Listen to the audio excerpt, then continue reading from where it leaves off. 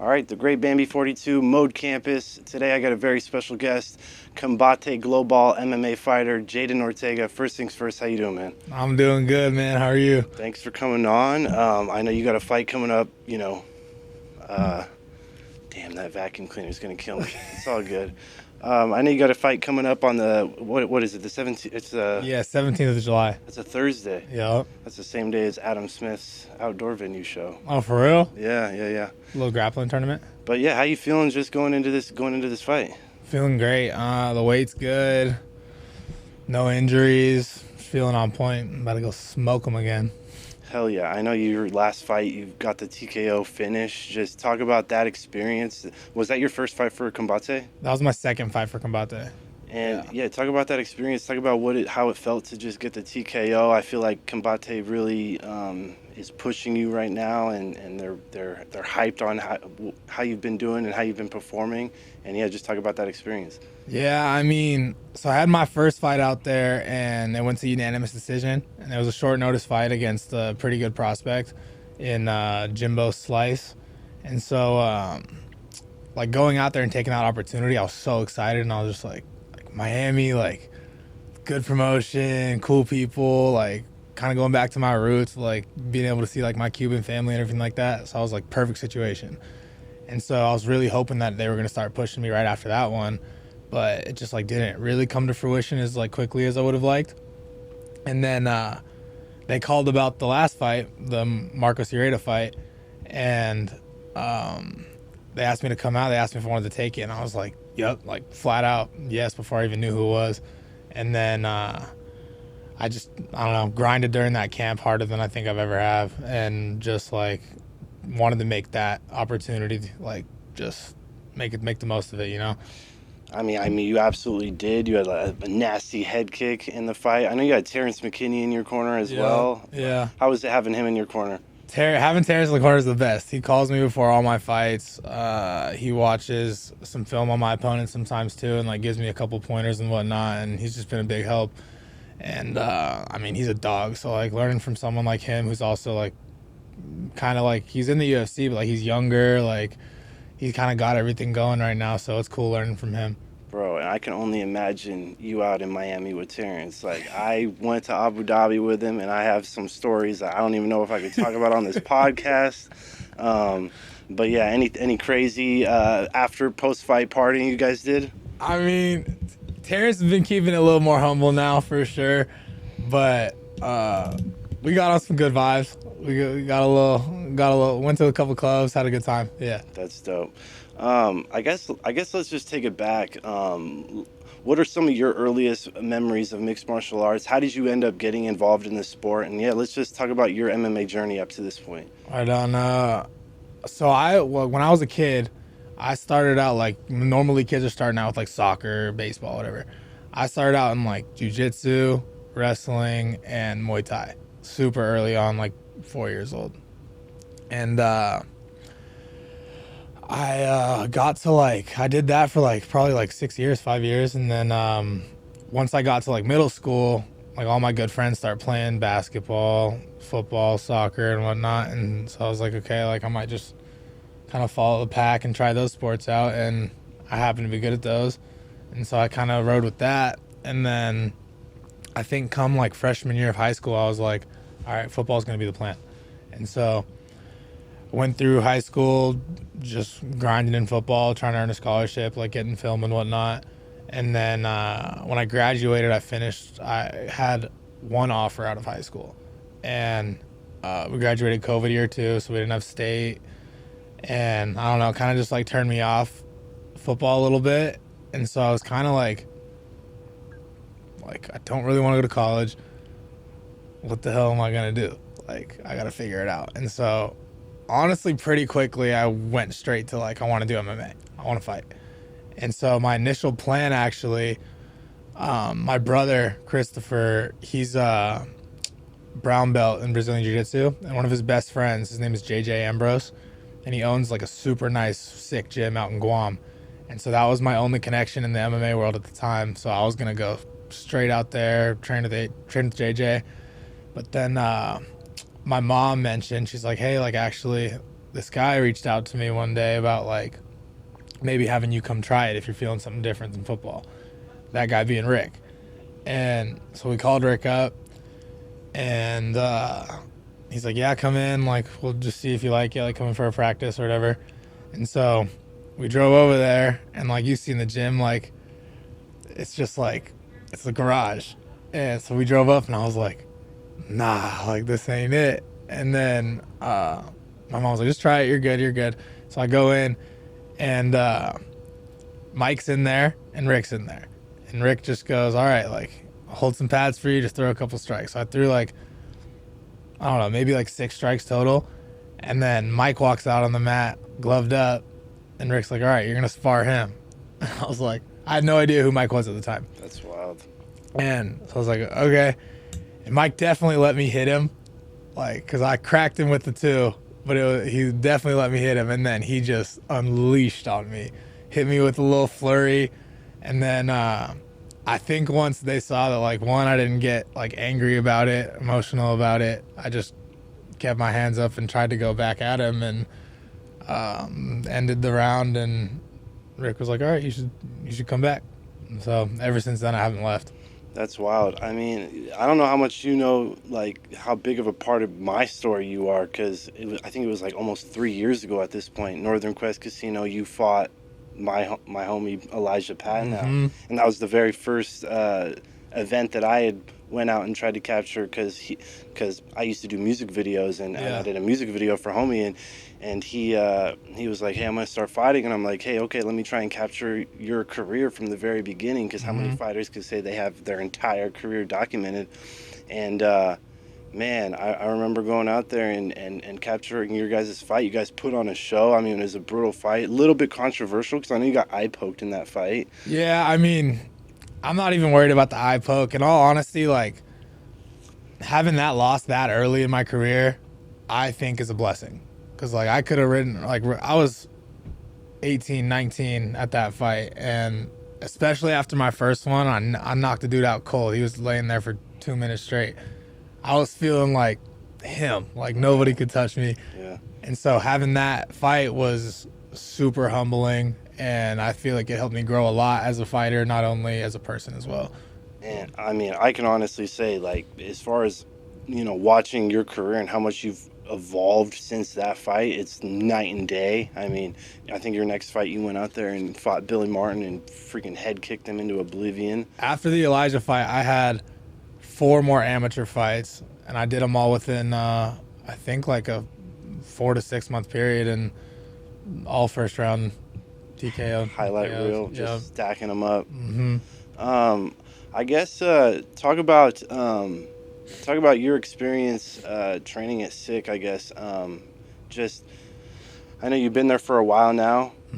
Just training with the big dogs. Ashton Charlton, one of your main training partners. I can only imagine what it's like, you know, sparring with him. Shout out Ashton. Shout out Ashton. How has it been for you? And are you happy that you've been at SICK, and has it been a good fit for you? Yeah, SICK is, I love how tight knit it is. And so I think that's played a huge part. And like Rick's just like kind of like, he's an interesting dude, but he just draws you in. I think his coaching style mixed with like my learning ability and like how I learn athletically and everything like that, it just meshes so well. And so it's because everything he tells me, I'm able to pick up like that. So when did you get the call from Combate, and what went into the decision to you, like, taking a fight with that promotion? So they reached out to Rick about, they asked him if they had anyone like 170, 175ers or whatever that are willing to take a fight on short notice. And this was a year ago, I think, a little over a year ago. And Rick brought it up to me, and I think like he would even tell you like he wasn't super like I don't know how confident he was, and he's like, I'm gonna offer it to Jaden, but like I don't know. It's against a pretty good dude, and he brought it to me. He's like, yeah, there's this guy in Miami, he needs a fight, but he's pretty tough. And the moment I heard Miami, I said yeah, because I've been wanting to go. I have a lot of family out there, like extended family that I've never met before, and like I really wanted to go meet them. And so like the moment he said Miami, I was like, I don't care who it is, let's do it. Like just having that opportunity for a big promotion like that against a good fighter, like if I beat that dude or if I knocked him out, like even I put on a clinic with him, even though it lasted 3 rounds, I did everything right. Yeah. And so I was able to show out, and I think just like given the opportunity to do that, there's no way I could have passed it up. And as far as, are you under contract with Combate? Do you have like a multi-fight deal with them now? No, not yet. It's just one fight at a time. Yeah, we're working something out right now, but it's still in the early stages. We'll see what happens.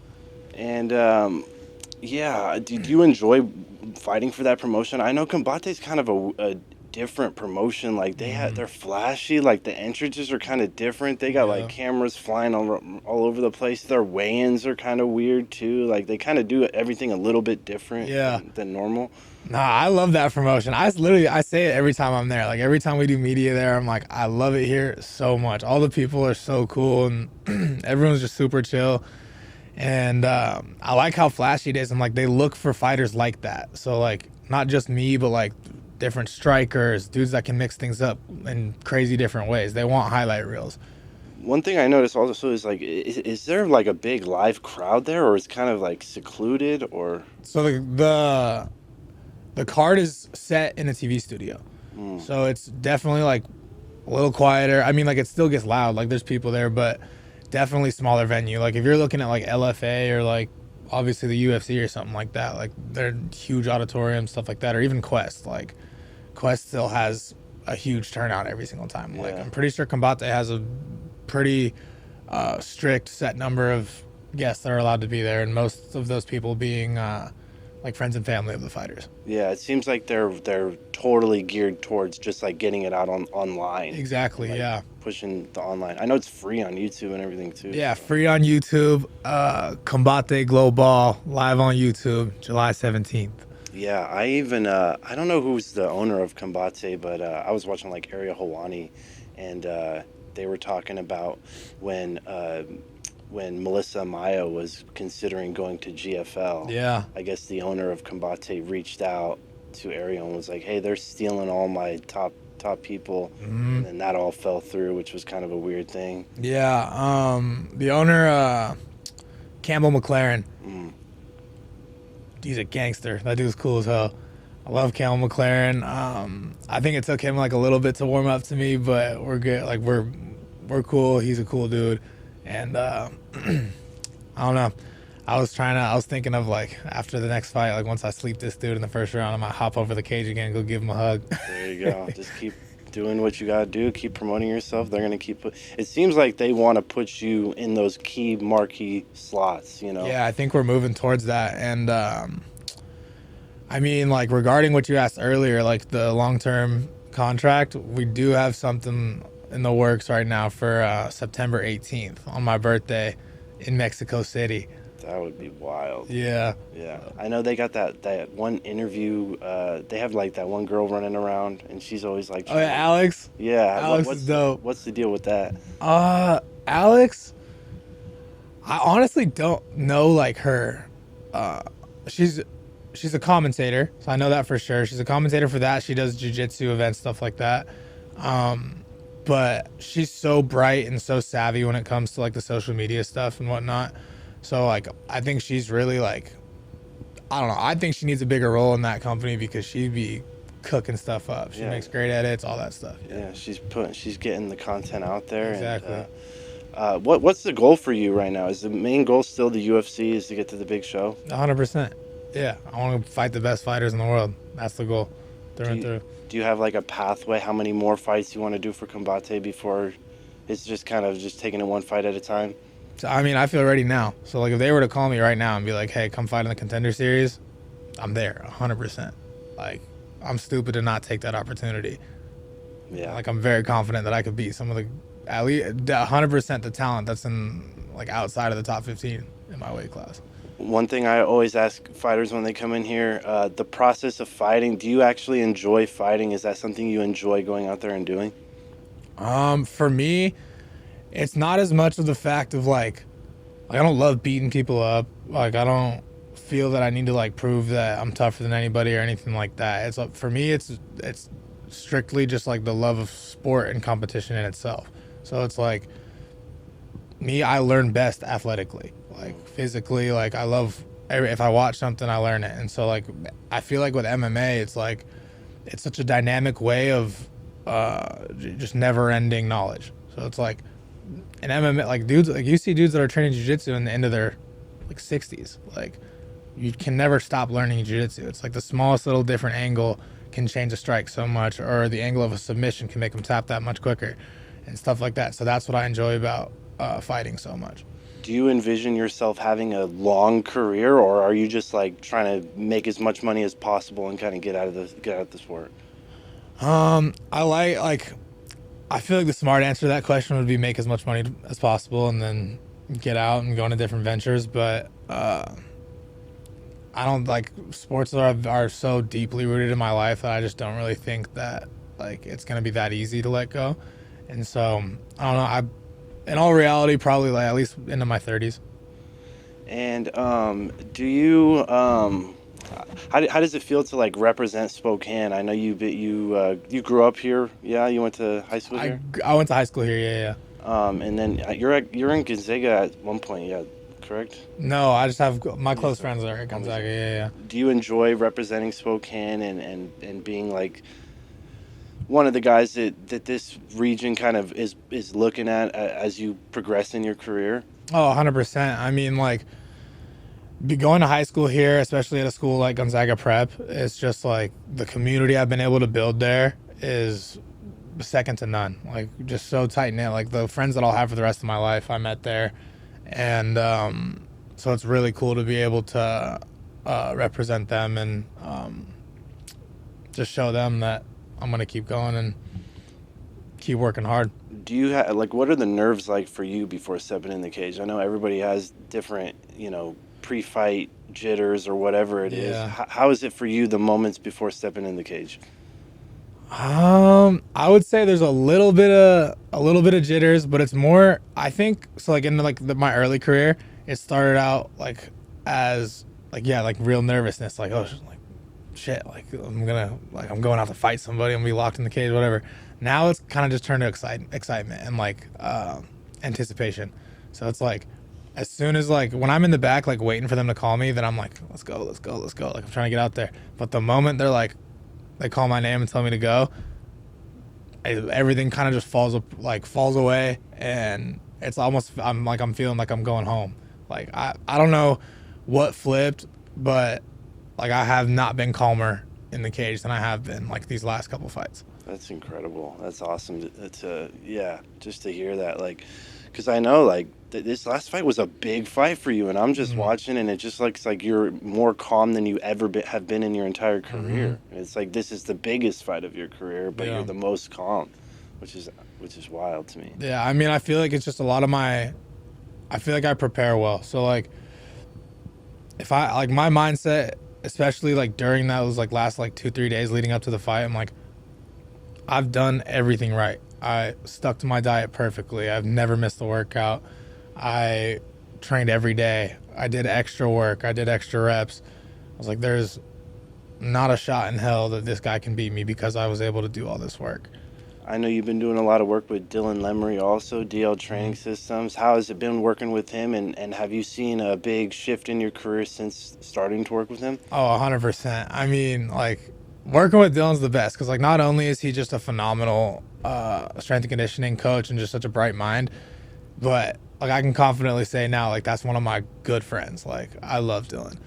And, but what he's been able to kind of bring out of me physically through my MMA career is it's extremely noticeable. Like, it's just, I'm more dense, like, just straight muscle. Like, I thought I was going to be, like, going to this camp, I was looking in the mirror. I tell Brady and Dylan this. I was looking in the mirror and I was like, damn, I still got a six pack. Like, I'm probably like 194. I was like, I'm not gonna have to cut it all. I step on the scale, I'm 206, but with a six pack and like veins and shit. And so that's strictly from just like staying consistent with Dylan and just building all that muscle up. And then now I'm just like he's changing me. Do you make the cut? Is the weight has the weight cut process gotten easier? Has it gotten more difficult? Do you envision yourself moving up in weight classes at any point in your career? I definitely feel the best at 170, 100%. Like fastest, like I'm like most powerful is hard to say, only because like obviously like the heavier you are, there's the extra little bit of oomph in behind your punches. But like I love feeling as fast as I do, and like my punches are stiff, strong, still super powerful. And so right now, no, I don't think I would ever move up. But who knows? Like all that change. Like even like Mike said to me a couple times, he's like, your body's just not gonna like be able to like you're gonna build all that denseness up like noticeably just now for this camp. He's like, you just might not be even able to cut the weight anymore. What's your relationship like these days with Mike Chiesa? I know Chiesa's still doing the damn thing. Went out there, It's on like a little win streak now. Yeah. What's your relationship with him, and how has he been able to help you in your MMA career? I have the utmost respect for Mike, and so with him, it's more of just like just looking up to him. So it's like he did everything right. Like he's now like not only is he on a win streak, but he also has a commentating job with the UFC, which he excels at. And so I don't know. I feel like just like he's more of like I would call him kind of like a silent mentor right now. So like he's not always like he's never on me like trying to get me to do anything. He's more of just like if the kid wants to do it, he's gonna do it. And so I think that like the more I continuously put in work, and the more I'm able to show him that like I'm super serious about this, and like I want to take it as far as it'll go, a belt hopefully. But I think that right now it's just about earning that mutual respect with Mike, and just like showing him that I'm just as serious about the sport as he was throughout his career. That's dope. Do you know anything about the guy you're stepping in with in Miami? His not too much. I mean, he's from Mexico. His record is 25-17. So I don't know. You with records like that, you can look at him like one of two ways. Like, oh, he's got a bunch of experience. 25 wins is a lot of wins. I look at it as this dude has so much damage done to him already. He's again like just like the last two, like 34 or some shit. And so I don't know. The way I see it, they're sending a lamb to the lion's den, and he's about to get mauled for real. Who's the champion of the division right now? I don't even know. So that's one thing I've been a little bit confused about with Combate, like just like how they have their like ranking systems or the champion. I think like the best dude in the division at the time was this guy named Christopher Ewert, and so he beat Jimbo Slice, and so to make him, I think he was 4-0 after that fight, and he got called up to contender recently. Like I think it was over, like might have been the last couple months, but he did miss weight, so he might be back. We'll see. Yeah, it seems like obviously the UFC, the pinnacle of the sport, and where most MMA fighters are trying to get to. So it's like, you work your way up in these smaller promotions, and then the UFC comes up and just scoops you up and takes you away. And then it leaves the door open for whoever wants to move into that spot. Exactly. That promotion. Yeah. Do you have any message to this guy going into this fight? I would just like to apologize in advance to your family and friends that are going to come watch you get your ass whooped by me. So to those people, I humbly apologize. Do you usually, they don't have like press conferences for this event or anything like that, do they? No, we have like a little a weigh in and a face off, and so if it gets like a little heated, they'll video it, post it, and try to blow it up a little bit. But other than that, like it's not like live, or it's not like a set, like everyone's at a table type thing. Have you had a fight where there was a lot of animosity and like emotions involved? I would say definitely against Jimbo Slice. Like I kind of knew going into it, he's a super flashy dude. I watched his fight with Ewert, and they were talking crazy, and it's all him. Like he's just a character, so like that's kind of like his shtick is like be the mean tough guy or whatever. And I don't know. For me, like I think it's hilarious. So like if he's talking shit, and like especially like it depends on the person talking the shit. So like this dude had a lisp, a bow leg, just like a lot of things that I could kind of go at, and he definitely wasn't the smartest tool in the shit. Like, yeah, and so it's kind of easy to go at him a little bit, but yeah, I live for that. Like, I honestly wish that there were more fighters, like more opponents that I've had that would kind of come at me and like at least test me more mentally than they would. Yeah. Yeah, and it seems like you understand. I mean, you're young. You understand the social media game. You understand that this game, so much revolves around promoting yourself and getting people excited to watch you. Yeah. Do you do anything specific or have like walkout music that you pick every time or anything like that to kind of pump the crowd up and get them to know who you are? So like I started it at Quest, and I would play I Like It Like That by Pete Rodriguez. And for me, like a song like that, like people are always trying to listen to these, like they're playing these walkout songs that are like just like dark, like tough, like I don't know, just trying to look like a tough guy, trying to look mean, and like that's just not me at all. Like I don't need to look mean. I want to be comfortable as shit. So it's like I'll play a song like that where it's like super upbeat, just like a funny, like honestly a funny song that like I can literally, like I can dance to as I'm walking out. So like I'm dancing, singing along to the song, smiling. Like that's how I like to feel when I go into fights. So that's dope. Yeah, it's crazy to me because it's like, man, you never, like I film a lot of these fighters and you never know when their last fight for a certain promotion is going to be. Like I didn't know the last time I filmed you at Quest that was going to be it. Like I feel like you'll never be at that level again. Like you're only going up. Yeah. And so, do you have did Combate help you like build up your sponsors and like get you like help you with that aspect of your career? I wouldn't say they helped me directly, like none of their staff was like going into that, but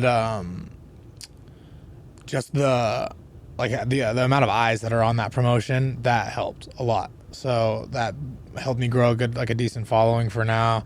And then also like just different sponsors that I would kind of like I would be in talks with, but like never like kind of commit to anything direct, like immediately. Like that, I feel like that reinforced their confidence. Once I started busting people's asses over there, they were like, "Oh shit, like maybe he's the real deal." So, do you have any sponsors for this fight that you want to shout out or anything like that? Oh, absolutely. Garco and the Welsh family, like my second family, they've been supportive since my first fight ever, and they've been there the whole time. So I'm just kind of waiting until I can fly them all out to Vegas and have some sick fights out there with them. But tequila company, Tequila Corzo, it's a new sponsor I got for this fight. It's the tequila company based out of Mexico, Shake and Shot. All different color bottles, super flashy, super sick company. I'll definitely be celebrating with that after the fight. That's dope. Yeah, and you got the flag. You're usually representing the American flag, correct? In your last fight, you had the American flag. Yeah, so I'll either go, I usually go like I'll split it, so it's Cuban flag, American flag. Do you what do you think about the UFC right now? What do you think about the 170-pound division in the UFC? Are you a big fan of the sport as well? I find myself getting frustrated watching fights now. Like now that I've been doing it for so long just long enough to where I like really understand what's going on and like how to get out of certain situations or what someone would need to do to like actually secure the win or secure a position. Like watching fights myself is fun, but like when I'm with people like I probably get sick of it. But yeah, I am a huge fan of the sport. The 170-pound division is stacked right now. Yeah, 100%. Super stacked. But that doesn't trip me out. I want to go and wreak some havoc, and I want to stir that whole shit up. That's my goal. I want to stir the whole pot. And so the sooner I can get in there, the better. Yeah, I know. And you got the right guys around you. I mean, Brady Houston, Ashton Charlton, obviously fighting for BFL, yep. I think, right now. And yeah, I had Devin Jackson on the podcast yesterday. He's also at your guys' gym. So you got the right guys around you. You got the right guys pushing you. I think that's a big part of it is having the right people around you? Who's going to be in your corner for this fight? This fight is going to be Brady and Rick. So they're both flying out to Miami with you? Yeah. I'm going a couple days early, but yeah, they'll be out there a couple days after me, and then Terrence is going to be there too. That's sick. Terrence always finds a way to get in everywhere, so I'm like, I have his name on the list for the card itself, but I guarantee he's going to end up in my corner somehow. He coming off a crazy another first round finish. It's unbelievable. Crazy finish. It's like every time you think, it's just like, man, this guy's going to be breaking records. Yep. It's wild to see. Yeah, like I said, I went out to Abu Dhabi with him. It was an unbelievable experience. I already know. Yeah, they had like a little grappling. It was ADXC, little grappling event. Man, they got so much money out there in Abu Dhabi. It's unbelievable. They put on like the most crazy show I've ever seen in my life, ever been a part of. But yeah, fun experience. Being in a different country. Yeah. Do you enjoy the traveling aspect of so the much? sport? Like, it seems like going to Miami was like a big. So much. Miami's just the start. Once the moment Michael Afromwitz, the VP of Combate, he sent me the schedule. He's like, I want you to post this on your social media or whatever, and he's like, just for like the future cards. So I'm looking through it, and it said Mexico, September 18th on my birthday, and I was like, bruh, I will guarantee you a first round finish for this fight if you lock me in right now and book me for that fight. So hopefully I can headline that card as well in Mexico. Well, and then you got Melissa Amaya also doing the same thing for the Yep. promotion. I mean, Melissa Amaya is just, what the heck?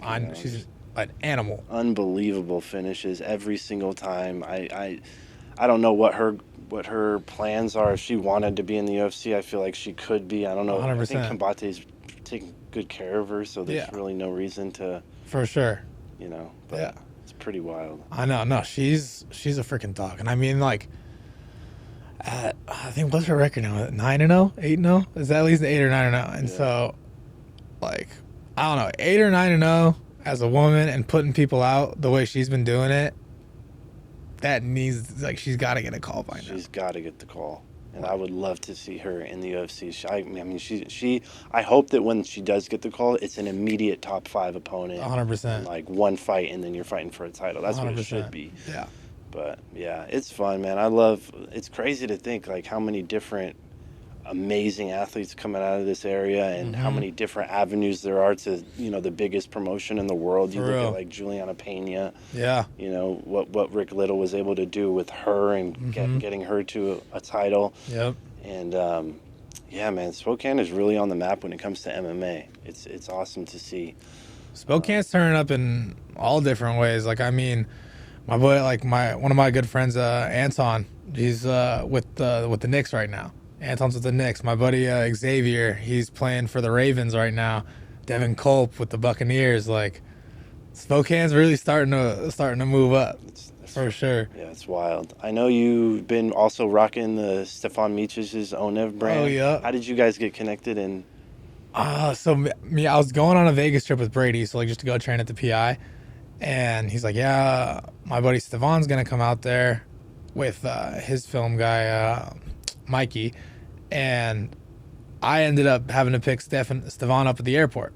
And I picked him up at the airport, and like, Stefan's just like, he's got that personality. It's just infectious. Like, you can't not like the guy.